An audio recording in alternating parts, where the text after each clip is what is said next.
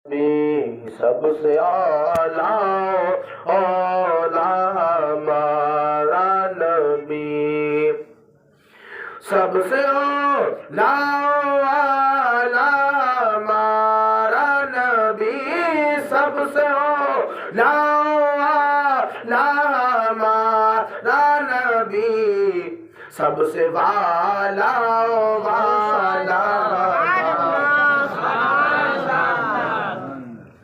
سب سے والا ہمارا نبی۔ سبحان اللہ۔ اور فرماتے ہیں کہ تمام نبی دنیا کے اندر آئے، اپنی اپنی کتابیں، اپنے اپنے صحیفے لے کر دنیا کے اندر آئے۔ ایک ہوتا ہے نبی، ایک ہوتا ہے رسول، دونوں میں فرق ہے۔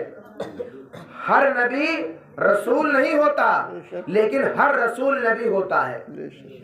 مطلب کیا؟ مطلب یہ ہوا، مثال کے طور پر نبی کی ڈگری اس کے پاس موجود ہے، نبی کی ڈگری موجود ہونے کے بعد اللہ اس کو کتاب دیتا ہے، تب اس کا مرتبہ بلند ہوتا ہے، اس کو رسول کہا جاتا ہے۔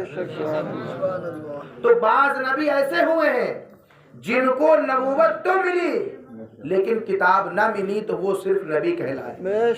اور بعض نبی وہ ہیں جن کو اللہ نے نبوت دی، اس کے بعد اللہ نے ان کو کتابیں دی، جن کو رسول کہا جاتا ہے۔ تو ہر نبی کوئی نہ کوئی کتاب لے کر، جو دنیا کے اندر رسول آئے کوئی نہ کوئی کتاب لے کر کے آئے، اس کے قانون دنیا کے اندر چلے، لیکن ایک قانون میرے سرکار دو عالم لے کر کے آئے۔ سرکار جس قانون کو لے کر آئے، اس قانون کے بارے میں کیا کہتے ہیں کہ بجھ گئی جس کے آگے سبھی مشعلے، بجھ گئی جس کے آگے سبھی مشعلے۔ وہ ہوتی نا پہلے کے دور میں لوگ جلاتے تھے ایک مثال بولتے اس کو، آگ میں، ہاں جانتے تھے اچھا بڑے بوڑھے، ماشاءاللہ پرانا چاول جانتا ہے سب کچھ ہے، بڑے بوڑھے لوگ سب کچھ جانتے ہیں، معلوم ہوتا ہے ان کو یہ بات کیا ہے کہ بجھ گئی جس کے آگے سبھی مشعلے، بجھ گئی جس کے آگے سبھی مشعلے، بجھ گئی جس کے آگے سبھی مشعلے، شمع وہ لے کر آیا ہمارا، شمع وہ لے کر آیا ہمارا نبی، سب سے والا ہمارا نبی۔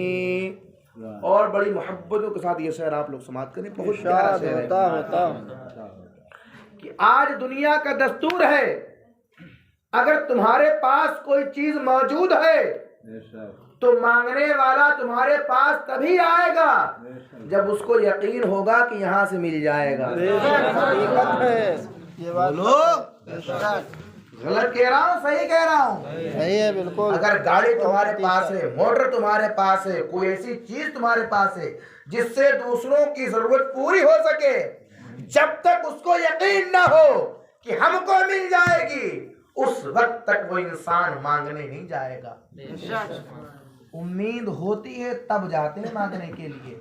پتہ چلا اہل سنت والجماعت کا عقیدہ ہے کہ ہم کو ہمارے رسول کے دربار سے ملتا ہے، اسی لیے ہم دربار میں حاضر ہی ہوتے ہیں۔ اور دیتا کون ہے، کس طریقے سے دیتا ہے، دینے کا انداز کیسا ہے، کیا فرماتے ہیں اعلیٰ حضرت، آپ ملاحظہ کریں۔ کون دیتا ہے دینے کو منہ چاہیے، تھوڑا نیند بھگاؤ، اندر تڑپ پیدا کرو، اپنے اندر نیند کو تھوڑا دور بھگاؤ، تھوڑی تڑپ پیدا کرو۔ ابھی تو ٹائم بھی نہیں اتنا ہوا، ابھی موبائل مل جائے نا تو 12 بج جائیں گے، نیند نہیں آئے گی تم کو بالکل، 12 بج جائیں گے، نیند نہیں آئے گی وہاں پر۔ کیوں؟ کیونکہ وہاں ہماری جو ہے اندرونی جو جسمانی حرکتیں ہیں نا وہ گندی ہو چکی ہیں، ہماری زبانیں گندی ہو چکی ہیں، ہماری نگاہیں گندی ہو چکی ہیں، ہمارے دل گندے ہو چکے ہیں۔ حقیقت علماء فرماتے ہیں، حدیث پاک کے اندر ذکر ہے یہ اور نبی کا قول ہے یہ، انسان جب گناہ کرتا ہے توبہ نہ کرے اس کے دل کے اوپر سیاہ کالا داغ لگ جاتا ہے۔ تو میں تو یہی کہوں گا کہ آج کے مسلمانوں کے اندر صرف سیاہ داغ نہیں لگا ہے بلکہ پورا کا پورا دل کالا ہو چکا ہے۔ تبھی تو میلادیں اچھی نہیں لگتی ہیں، تبھی تو میلاد دور بھاگتا ہے مسلمان، ورنہ اللہ کا پیغام آئے ایک مومن کے لیے اور مومن محفل میں نہ آئے، ایسا ہو سکتا ہے کبھی؟ وہ کہتے ہیں نا کہ پہنچ کر ان کے در پہ اور آنسو نہ نکلے، ایسا کمزور ایمان ہمارا نہیں ہے۔ اب دیتا کون ہے، دینے کا انداز نبی کا کیا ہے، کیا فرماتے ہیں اعلیٰ حضرت؟ غور سنو میری بات کو کہ کیا فرماتے ہیں اعلیٰ حضرت۔ کون دیتا ہے دینے کو منہ چاہیے، بے شک کون دیتا ہے دینے کو منہ چاہیے، کون دیتا ہے دینے کو منہ چاہیے، کون دیتا ہے دینے کو منہ چاہیے، اور دینے والا ہے سچا ہمارا۔ سبحان اللہ، ماشاء اللہ۔ کیا ہے کہ دینے والا ہے سچا ہمارا نبی۔ بے شک اور فرمائیے کیا فرماتے ہیں اعلیٰ حضرت کہ اگر شیشہ چمکدار ہو اس میں کوئی چمکے تو کوئی بڑی بات ہے، وہ تو چمکدار ہے، لوگ چمک رہے ہیں اس میں، کوئی بڑی بات نہیں۔ چمکنے والے آئے چمک کر چلے گئے، لیکن نبی کی چمک، نبی کی دمک، نبی کی مہک، نبی کا انداز، نبی کی رفعت، نبی کی نبوت، نبی کا اظہار قلب دنیا کس طریقے سے حاصل ہوا، کیا فرماتے ہیں آپ؟ غور کریں اس بات پر، کیا فرماتے ہیں؟ سب چمک سب چمک والے اجلوں میں چمکا کیے،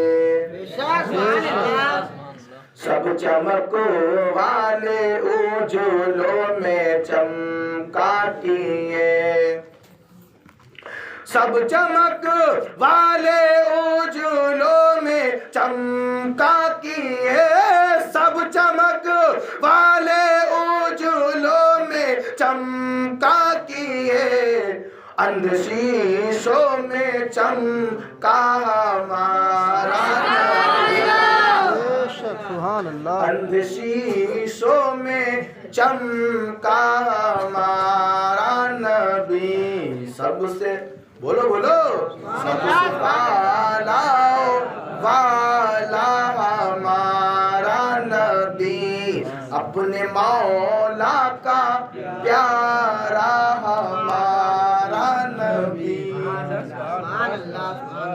درود پڑھی، اللہم صلی صلی اللہ سیدنا مولانا محمد وآلہ وسلم، صلو علیہ صلو علیہ الصلوۃ والسلام علیک یا رسول اللہ صلی اللہ علیہ وسلم۔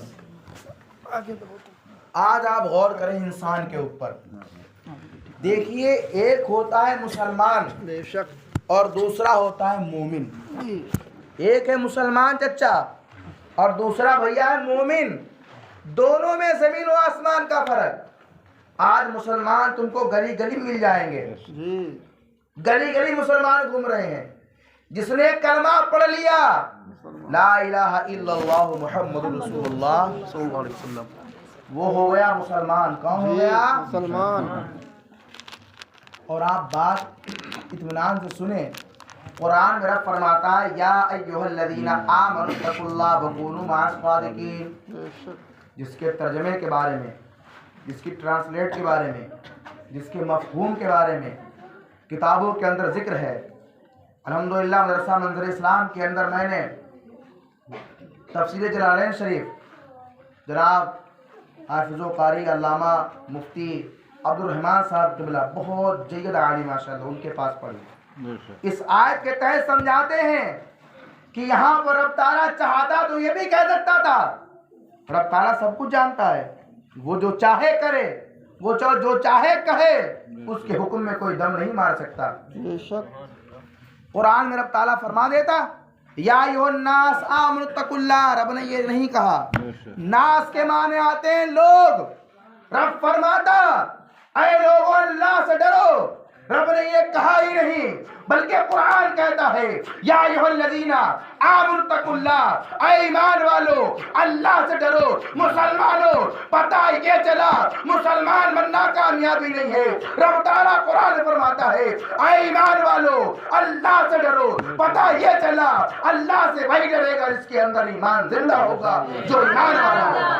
बेशक हक है। लोगों से कहा ही नहीं क्या डरने के लिए, लोग क्यों डरेंगे? लोगों से कलाम है ही हो ही कब रहा है?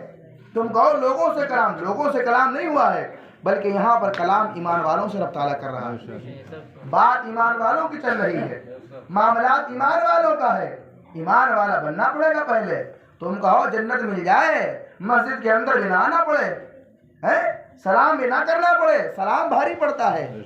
इमामों को देख करके, मौलवियों को देख करके माथों में सिमटे आ जाते हैं, शर्म नहीं आती हमको। याद रखो ये उलमा की मुकद्दस जमात है, ये उलमा हैं। नबी फरमाते हैं कि मेरे बाद उलमा ही होंगे जो मेरे दीन के वारिस होंगे। बेशक हक है। किस दुनिया में खोए बैठे हो, किस दुनिया के अंदर आए हुए हो, किस दुनिया कसमें खोए हुए हो। आप हाजी होंगे, अच्छी बात है, मुबारक आपको हज। आप नमाजी, अच्छी बात है, आपको नमाज मुबारक हो, बड़ी अच्छी बात है। बेशक आप गाजी, मुबारक हो आपको, आप गाजी हैं, अपने मैदान के गाजी हैं, आपको मुबारक हो, मैं मुबारकबाद पेश करता हूँ। लेकिन याद रखो एक मकाम एक उलमा का क्या जानता है आप? आज का इंसान क्या जानता है उलमा का मकाम? आइए मालूम करते हैं, किताबों से पूछते हैं एक उलमा का, एक आलिम का, एक अल्लाह के उस मुकद्दस बंदे का मकाम क्या है जो इंसान मुसल्ले के ऊपर नमाज पढ़ाया करता है। जब इस बात की मैंने तफसील की, किताबों का जायजा लिया, तो हमें किताबों के अंदर मालूम चला कि अल्लामा सुयूती रहमतुल्लाह अलैह फरमाते हैं अपनी किताब के अंदर कि जब एक इंसान तन्हा नमाज पढ़ता है तो उसको एक रकात सवाब मिलता है। बेशक जब वही नमाज इमाम के पीछे पढ़ी जाए तो 27 रकातों का सवाब मिलता है। ये तो नमाजी की बात हुई, ये तो नमाजी की बात हुई कि इमाम के पीछे नमाज पढ़ने से सवाब 27 रकात का मिल रहा है भैया जी। 26 गुना बढ़ जाता है। 26 गुना बढ़ जाता है। जी। किस लिए? तुम्हारी नियत से कि पीछे इस इमाम के अल्लाहु अकबर, किस वजह से? नियत से। लेकिन जो तुम्हारा इमाम बना है, जो मुसल्ले के ऊपर सवार है, जो नमाज पढ़ा रहा है, उसको कितना मिला? सवाल पैदा हुआ, उसको कितना मिला?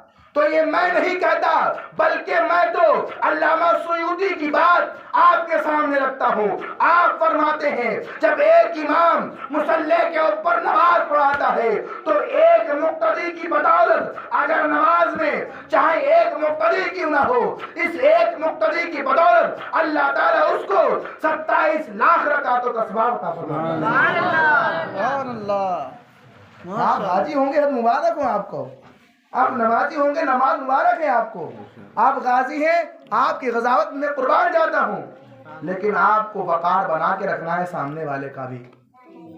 याद रखो यही वो लोग हैं जिस औरत को तुम जानते ना थे, जिससे रिश्ता तुम्हारा जायज ना था, जिसको देखना तुम्हारे लिए जायज ना था, ये उलमा की जमात है जिसने निकाह का रजिस्टर उठाया, इजाबो कबूल कराया। जो चीज तुम्हारे लिए हराम थी, इनकी पढ़ाने की बदौलत वो चीज तुम्हारे लिए जायज बनी। ये है तो तुम्हारे बच्चे जायज हो रहे हैं, ये ना होते हकीकत है, ये है तो बच्चे जायज हो रहे हैं। ये ना हो अगर दुनिया के अंदर तो बच्चे भी जायज ना होंगे। जिना से पैदा होने वाला बच्चा जायज हो जाए क्या? और जब तक निकाह नहीं पढ़ाएगा तो जिना का बच्चा कहलाएगा वो? تو یاد رکھو اپنے امام کی عزت کرنا بہت ضروری ہے. اگر کوئی غلطی ہو تو سمجھاؤ، تو بتاؤ، تو کہو. ایمان والا بننے کے لیے یا آج چاہتا ہر کوئی کہ ایمان والے بن جائیں ہم. جنت کے اندر ہر کوئی جانا چاہتا ہے، جنت کا مزہ ہر کوئی لوٹنا چاہتا ہے، لیکن جنتیوں جیسا کام کرنا پڑے تو بہت مشکل ہو جاتا ہے. بے شک. جنت کیسے ملے گی؟ جنت کے اندر کیسے جائے گا؟ آدمی رب تعالیٰ کی بارگاہ میں دعا کرے، رب کی بارگاہ میں دعا قبول نہیں ہو رہی ہے. نماز پڑھنے کے لیے مسجد کے اندر جا رہا ہے، نماز قبول نہیں ہو رہی ہے. سجدے کر رہا ہے، سجدے قبول نہیں ہو رہے ہیں. وجہ کیا ہے اے مسلمان؟ وجہ تیری نماز کا نہیں بلکہ تیرے اندر کی نیت کا ہے. جس دن تو اپنی نیت صحیح کر لے گا دنیا کے اندر بھی کامیاب ہو جائے گا، مرنے کے بعد قبر کے اندر بھی کامیاب ہو جائے گا، اور قبر کے بعد حشر کے میدان میں کامیاب ہو جائے گا، اور حشر کے میدان کے بعد جنت کے اندر کامیاب نظر آئے گا. اور یہ میں نہیں کہتا بلکہ ایک شاعر بڑی دل کی گہرائی سے کہتا ہے. کیا کہتا ہے؟ وہ سنتا ہے سب کی دعا کر کے دیکھو. دل کی گہرائی سننا پڑے گا تھوڑا بیان، تب سمجھ میں آئے گا. آپ کو ہوائی ہوائی ہو جائے تو کام نہیں چلے گا. ایسے دل کھول کے بیٹھنا پڑے گا تھوڑا سا. کیا ہے؟ وہ سنتا ہے سب کی دعا کر کے دیکھو، وہ سنتا ہے سب کی دعا کر کے دیکھو، تم اپنے لبوں کو ہلا کر تو دیکھو. وہ سنتا ہے سب کی دعا کر کے دیکھو، تم اپنے لبوں کو ہلا کر تو دیکھو. وہ سنتا ہے سب کی دعا